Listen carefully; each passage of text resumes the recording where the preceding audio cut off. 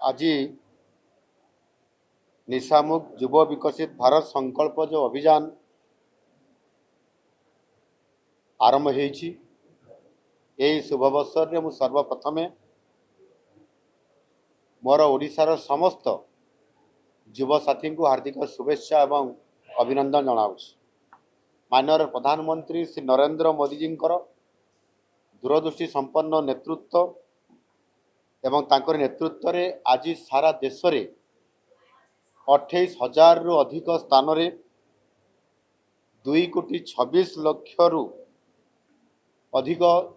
युवक युवती एकत्रित होई निशामुक्त भारत गठन पाई सामाने आज संकल्प नहीं 2047 सुधा एक समृद्ध विकसित भारत गठन पाई आमर युवपीढ़ी होउछंती आमर प्रकृत रे विश्वकर्मा। एक शक्तिशाली राष्ट्र गठन पाई युवशक्ति ये युवशक्ति किभली भाव में निशा एवं कु अभ्यास दूर रे रहिबे आ सेथिपाई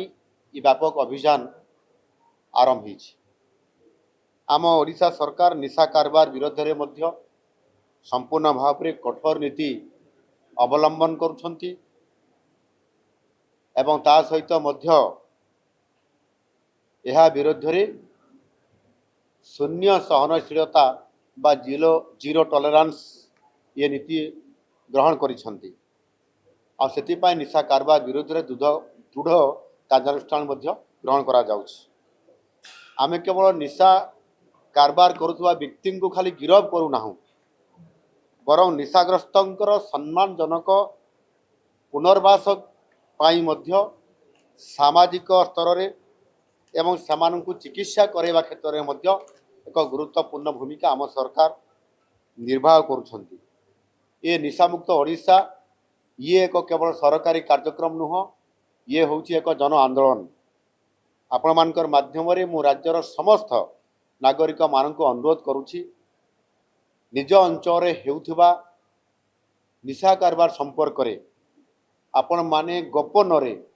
पुलिस को ए बाबद रे जणांतु एवं पुलिस ए कथा को गोपन रखिबो एवं जो माने निशा कारबार करुथिबे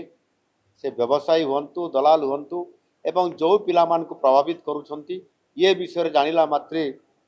पुलिस को खबर देले निश्चित भाव में पुलिस